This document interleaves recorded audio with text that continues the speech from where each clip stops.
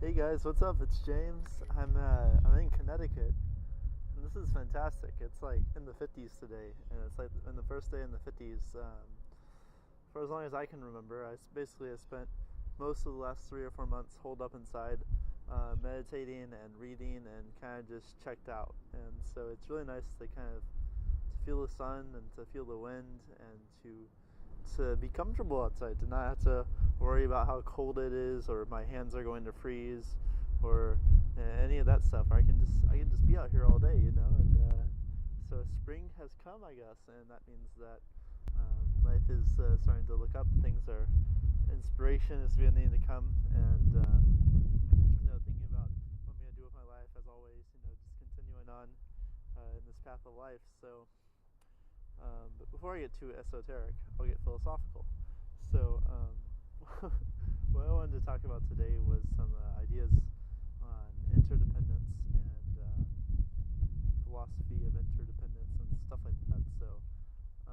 And about adding value to the world and habitual patterns and how they can get in the way of us adding value to the world and how to break them. With a side note of also through meditation. So, something that's actually kind of interesting is that if you really look at situations, working situations, or family situations, or even societal situations, different areas where interdependence is involved, usually what's happening is that we're trying to, or we're wanting to, or value is being given or taken. There's a sense of give and take between people. There's a sense of someone solving someone else's problem. So I'll just give you a really basic example. Life is full of these, so I'm always full of examples. The other day I'm staying with my friend, right, and she has 2 cats, and the cats are lovely. One's kind of standoffish, and the other is very playful and assertive. And they don't necessarily get along, but I like them both. And one of the cats, maybe both of them, or maybe it's the spring, is reigniting my allergies and making me begin to sneeze and rub my eyes. So I have a problem. I need to fix it. So I go to Walgreens, and Walgreens is a corporation, and they supply medication for the people, So I got some allergy medication. I got the Wolatin, not Claritin, Wolatin, and that has helped me enjoy my life more. That solved the problem for me because now I can still play with the cats, even have them sleep on my tummy. Last night, one of them jumped on my head while I was sleeping. He pounced on me, and it's just like, crazy cat. It's like, try not to get too angry and just go right back to sleep. But in any case, yeah, so that solved my problem. And but the owner or the originator of Walgreens didn't set out to solve my problem, He set out to, well, not directly at least, he set out to create a chain of interdependent connections of people and storefronts that would reach the masses and solve people's problems. So not directly did this person solve my problem, but indirectly they did, and they use the use of employees helped that to take place.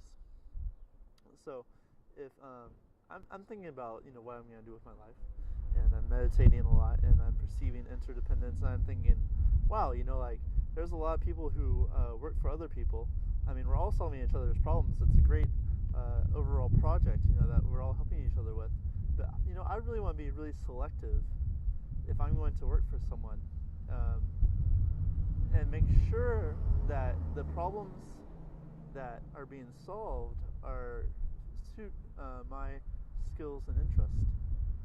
So in the case of a clerk, I think that just about anyone can be a clerk these days. It's a low skill position.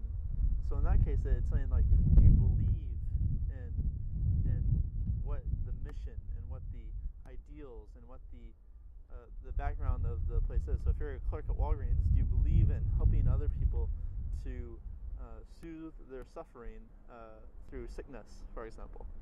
And if not, then there's no reason to work there. It's one of those things that just really kind of burns inside of me, that people don't do, or they don't think about what they're doing, or they don't think about what the effect of what they're doing, how that contributes to the world. So most situations are good. I mean, in terms of society, we have some indications of things that are helpful and some indications of things that are not helpful that are still bring in money, So something like drugs, or like real drugs, illegal drugs. Like, I'm not for. I think that legalization of marijuana is really stupid. You may hate me for that, but like, I don't agree that marijuana is a good thing. I think that it just slows people down. I don't smoke pot. I don't need to. So like that kind of thing is like a societal level shift that. Okay, maybe like some people feel like they need it, and that's okay for them. That solves their problem of perceived need. I don't agree that they need it. I agree that maybe people need to be more mindful and thoughtful about how they're living their lives. So that's why I create these videos. I'm trying to solve that problem. So just kind of interesting to look at different themes of interdependence and how those connections happen. Let's say that you're like an artist, or an athlete. Ultimately, these are fields of mastery. Anything can be a path to mastery. You could be a master clerk. You could be a master basketball player. You could be a master swimmer. You could be a master artist. But to pursue that, usually you need some kind of sponsor, because at the level of money and resources coming in is where the problem is directly being solved. So I was just thinking about this. I think that if you're like an artist or an athlete, really the value that you're offering to others is to inspire. But you don't think that way. But the people who facilitate desire and make others believe that they will gain something by watching you or by buying your art, that is where the exchange takes place. So when we're talking about a business mindset, we're talking about like if you're an athlete, it's a sports arena and the marketing that they do, for example. So like if you're part of that team, if you're part of the arena that sponsors the team, then what your job is to do is to get people to buy into the idea that they'll be inspired if they watch you perform. Some people feel inspired by the long work, the 10,000 hours, the strategy, the teamwork. Different really strong, powerful themes that are found in competitive sports. They're inspired by that, so they want to see that. And other people, it's just like the cool thing to do to like the local team.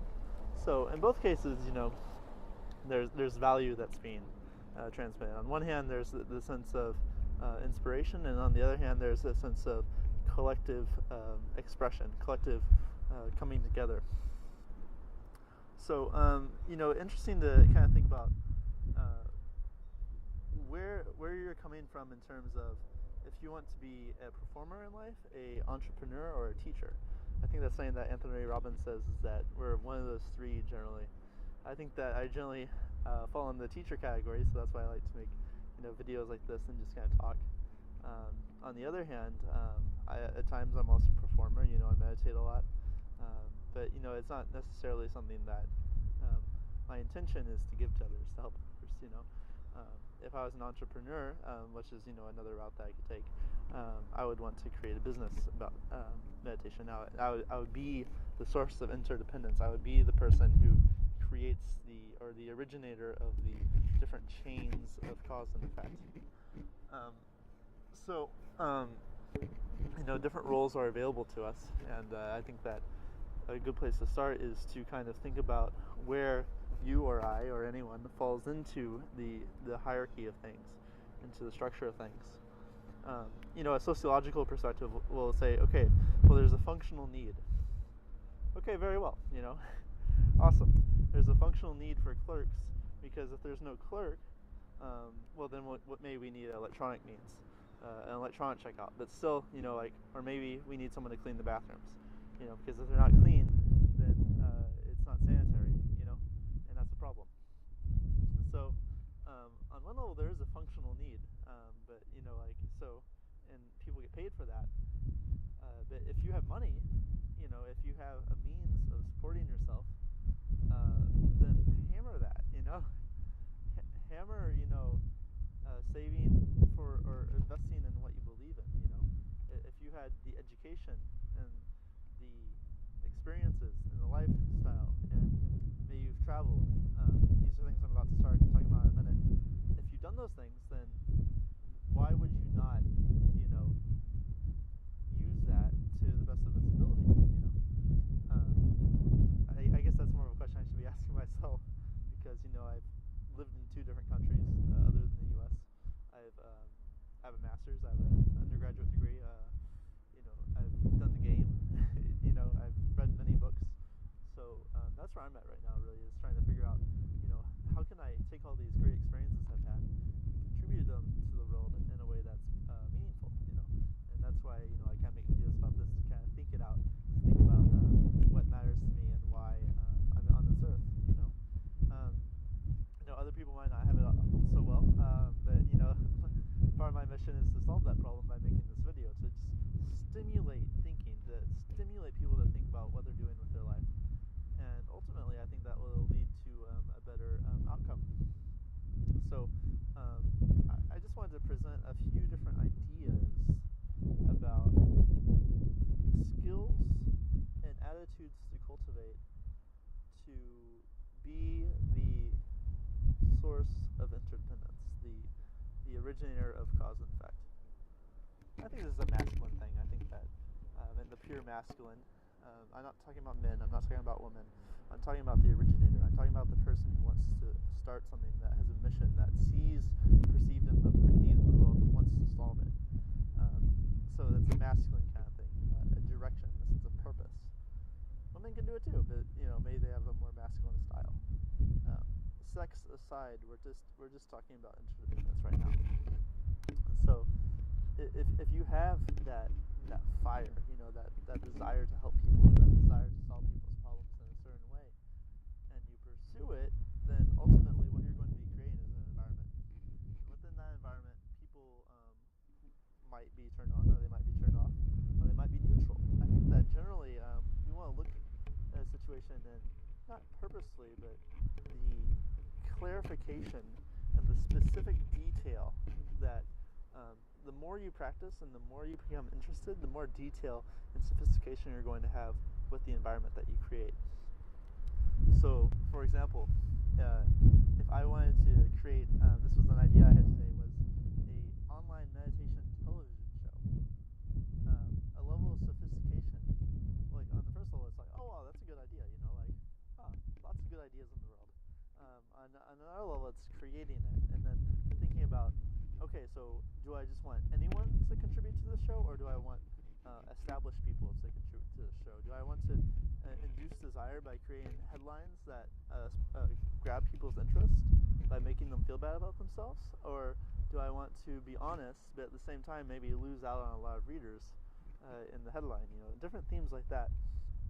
And the more sophisticated that becomes, the more opinionated people are going to become, the more they're going to be, I don't like that, or I really love that, I love how you do that, like there's going to be a polarization there. And another idea I had was like maybe having each, if I did a video exchange or an interview with someone, to begin each video with a meditation instruction. That way we're being clear that this isn't about philosophy, but it's about practice, it's about experience, and that would be like a very like if that became the channel became a big deal, that'd be a very macro level thing, like a very defining characteristic of the channel. So that was just an idea, but so what I'm saying is that that as you become sophisticated and really the sophistication of the first level of just having the idea, people are going to either validate it or they're going to shame it. They're going to not be interested. They're going to tell you how it can't work, or they're going to say, "Oh yeah, that can work." And vision has to transcend both of those perspectives, both pain and pleasure. You have to have a vision that transcends both of those things. As a man, or masculine energy, you might want to find solitude and austerity and challenge to help make you believe and that what you're doing is really your purpose. To align your life with something in solitude and challenge and austerity, so that you feel deep down that you feel embodied in sharing that gift with the world, and that gift is an expression of you. So just kind of an idea there, about you can't be subjected to the validation and shames of society. You have to go beyond that. So this actually leads into my part about habitual patterns. Let's go back to my clerk example. Let's say that you're a clerk working at Walgreens, or you're a clerk at McDonald's, or even an employee working for a small management firm or something like that. I don't know, or a human resources manager. In each of these roles, you will have a set of duties, a set of standards that you have to meet. And within those standards, generally you will seek comfort to lower the amount of uncertainty that you experience on a day-to-day basis. So that means that you will develop patterns of thinking and of action that allow you to do the least for the most amount of output. So like a great example would be like people who work with Excel and they figure out the shortcuts, or they get someone else to do the Excel worksheets. That's the intern, right?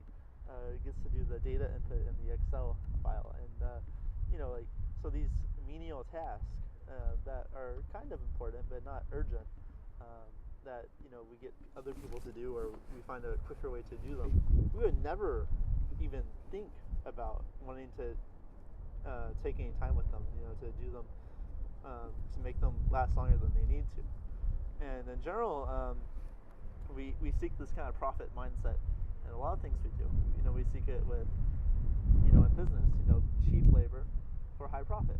Well, the logic that we've been conditioned with, I'm not saying this conditioning is a bad thing, I'm just saying it's the way it is that we seek the most with the least. And to go against that is to create a business that, in today's world, there's enough supply chains that it would be difficult to even to be competitive without that. So, for example, like a great example would be like China. The exporting of goods and services to China, or getting people in India to do the call center stuff. Stuff like that. It's cheap, so it makes the price competitive. So, like on one hand, you're like saving money, right? You're saving money by exporting your goods production to China, and then when you bring it back to your Walmart, it's cheap. And so the whole situation is good for people in this country because it means that they're getting their needs met for a cheap price, maximization of their profit, and you're getting your profit as well for the cheap price. And also, actually in China, they're getting more, it's a job, for example. Anyway, well, the argument that it takes jobs away from the U.S., but I'm just providing an example of how these things kind of work. So there's this perception of interdependence that just keeps on coming up. And if you're in a role where you're creating value for someone, and you're doing it in a way that does not fully express who you are, that means that you'll generally fall into habitual patterns of communication with other people. So the first thing that we have to figure out is communication. And I'd like to present that the idea is to expand your horizon, expand your abilities for creative communication. This video blog I'm creating right now is actually one way of doing this. Yeah, I'm creating a free flow of thought, talking about something I'm interested in, connecting different dots, and making something of value in a way that I don't usually communicate. Like I wouldn't normally have the stage to talk about a topic like this for 20 or 30 minutes, just to talk, just to express myself like this. In the same way, if you go to a bar and you talk to a woman, if you approach a woman, if you're a guy, I guess women can approach men too, but generally in our culture we like to approach women. Men approaches women. Like that's a situation where you're also expressing communication and solving someone else's problem.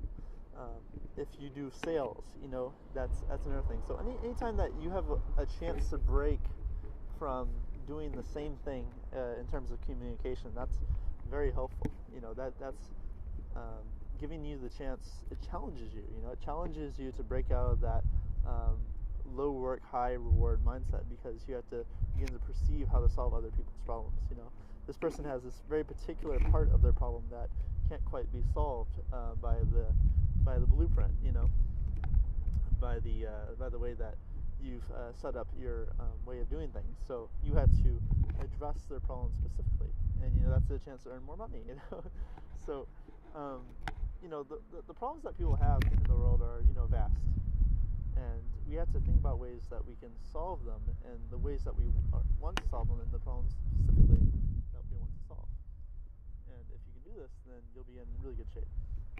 So that first thing is about communication. Developing new ways of doing communication patterns. And beyond that, the idea of creation. If you're on the internet and you're creating content for others, this is a really interesting point, is that I think that the philosophy that I begin to adopt is just to create content. It doesn't matter what you create. Just get used to putting something on the internet, adding value to the world, adding something, being a voice that gets heard, identifying yourself as the creator, as the originator. And with this, over time, you'll begin to think about, oh, okay, so I created something really stupid there, and it just doesn't make any sense. And that was fine, like nothing happened when I did that, and so that's cool, like I actually did that, like I have a voice, I can watch myself, and it's cool, and then so it's like, oh, okay, so what do I actually want to do? Like, how can I actually, like, if I've established this identity for myself, how can I actually take that further? How can I add value in the way that really expresses myself? So like when you're thinking about creating something, you might consider the most profitable option. You might think that, like, oh, so if I do this, these sales calls and I help these people, now I'm gonna make a lot of money, and now I'm gonna be happy. But why are you gonna be happy if you make money? The reason is because then you're going to have the resources to actually help people. So you might as well just start out with helping people. You'll, or like if you're in love with a woman, like why do you actually enjoy that? Like why is porn all about watching other women orgasm? Why isn't it about watching the man? Or if you're a man watching it, like why isn't it about watching his pleasure? Because we want to help people.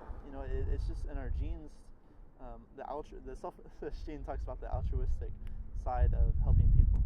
It's part of our genes that our mind expands and we feel emptiness. We feel pleasure when we help other people. We feel a sense of expansion, and that's a pleasurable feeling. So there's different themes like that come up in terms of creating content. So at first it might just be some stupid video like this, and then later on you can create something that actually is of value. Like it won't be so windy.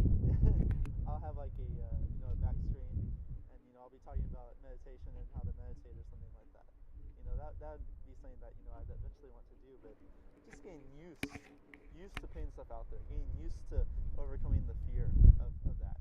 I think that's very valuable and very helpful to you, not to other people. So forget about other people, because you have to just create things. You just have to put things out there. You just have to make content, and over time, no blog can be unsuccessful, because it's not about the success that you're validated by society. It's about the success of how strongly you feel like you're adding value to society, how strongly you feel like you're representing your vision for the world, and that's success by my definition, at least. And so just to place your mind on that, like this now 24-minute video is a meditation for me about how I can help the world and how I can add to the world. So the first thing is communication, learning new ways of communicating with others so that you can break habitual patterns of communication and perceive new challenges. The second one is creating content, because you need to create content so that you can get used to it, and so that you can practice how you communicate with others. The third one is perceiving interdependence, noticing how the world works and how connections are made between businesses and employees and religious organizations and the donations that they need, and the flow of money, the flow of sex, and the flow of fame. These different ideas of society. Just perceiving, just having a look at how things are actually done and seeing the connections. Let's see. Solving other people's problems is part of all of that. You're always solving other person's problems. Having goals, a mission, and especially, this is really interesting, having leverage. Oh my gosh, this one makes me so sick. As I was saying before, it's like, I think that people must believe that if they belong to an organization, if they belong to a company, if they belong to a group of people, that they're going to somehow rise to the top. This is a fallacy that's created by our society and by the media. Because when we watch TV, we watch people who are rising to the top, and we associate with them. It's like, oh wow, that person did it, so can I. But you're just watching TV. You're not actually working. You're not actually doing that. So, leverage. Oh my gosh, it's so fucking huge. If you have leverage, if you have motivation to work, to do the 10,000 hours, which is 3 hours a day for 10 years, by the way. If you have the means to attain that, then you can do anything you want. And it's like, people are like, oh, well, I want it to be an expression of me, so, I want to feel like what I do is the correct thing. I want to feel that, I want to feel. So, but if you feel in our society, and you watch TV, and you eat bad food, and you surround yourself by people who are unmotivated, then you will actually, fulfill your request of feeling and manifesting in the same way. If you feel into the fantasy of being successful, then you will continue to fantasize, and you will continue to suffer. Do you see what I mean? So, leverage is such a huge thing, because it's like, when you apply leverage, what you're doing is that you're forcing yourself to do something whether you want to do it or not, whether you feel it or not. It's like, and that's a very masculine thing too. It's like, all right, well, what, I'm tired, but I'm gonna meditate today because I have to. Because if I don't, then I have this contract online where $75 is going to be donated to the National Rifle Association. And if that happens, then I'm screwed, because I don't at all agree with any of the ideas of having guns in today's world. It's just not something that I believe in, and that's awful. Or you can choose to do it for the people who are against guns. There's different options. Stick.com, I've talked about it in my videos. It's what helps me. And once you develop that sense of wanting to do something, or having to do something despite having trouble with it, your brain will begin to create reward circuits. It will say, oh, well, this is important, so I need to investigate this more. So, because I decided to dedicate myself to doing 3 hours of meditation a day for 3 months, consequently, I can't necessarily say that, I'm pretty sure that my decision-making in going to France this summer to meditate, and what plans of going to a monastery next year would ever have materialized. I don't think that would have happened if I actually began to apply myself to something and to begin to believe that my identity was to serve in that way, to serve the world in that way. So, let's say that you want to learn how to play guitar, and it's like, well, I really like how when I watch people who play guitar, like how they just seem like they're really into their music, and they feel it, and they look so good doing it, They look like they're really expressing themselves. Like, I want that too, I want that magic. And so what you see is the product, which may or may not be a performance, depending.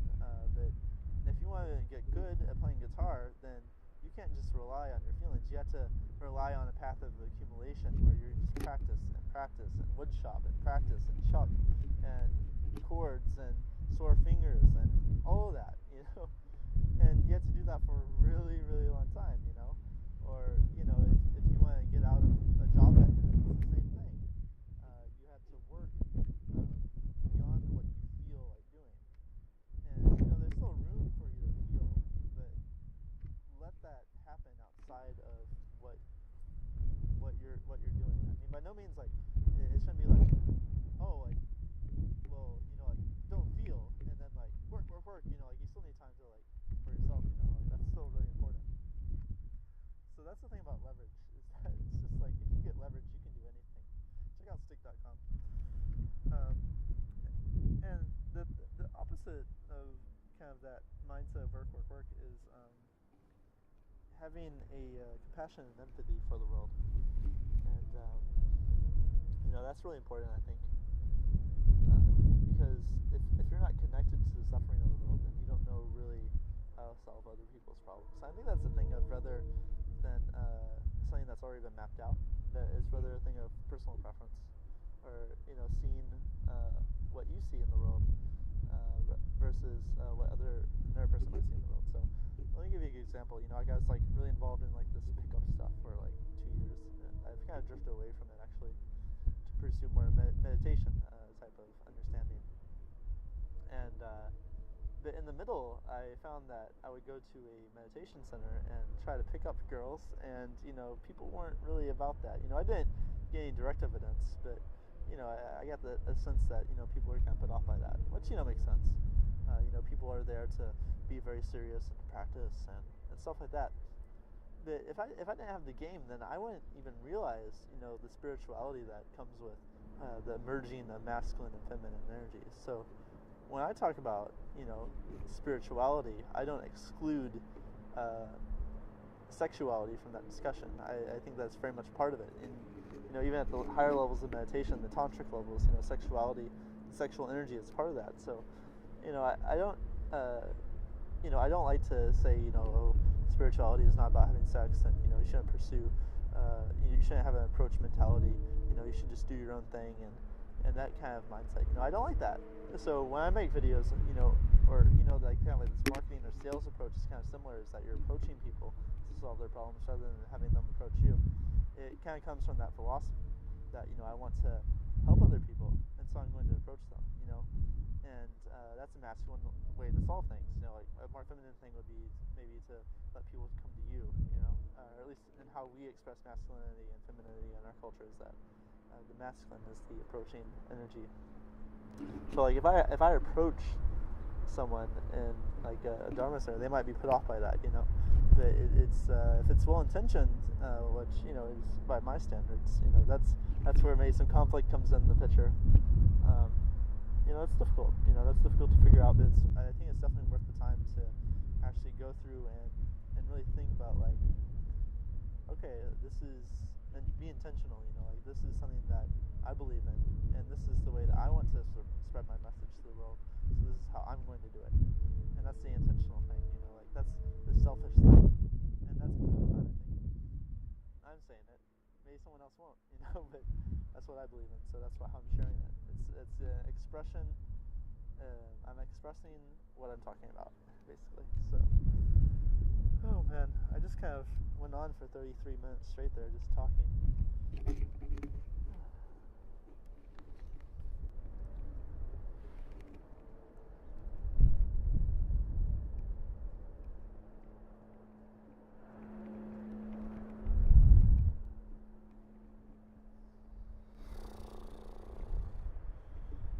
Kind of like I can kind of feel the gradual stress level that builds up as I talk about things that I'm kind of passionate about. Now kind of remembering that there's the wind and the sun and life, and it's not all so important. Everything's kind of at the same time.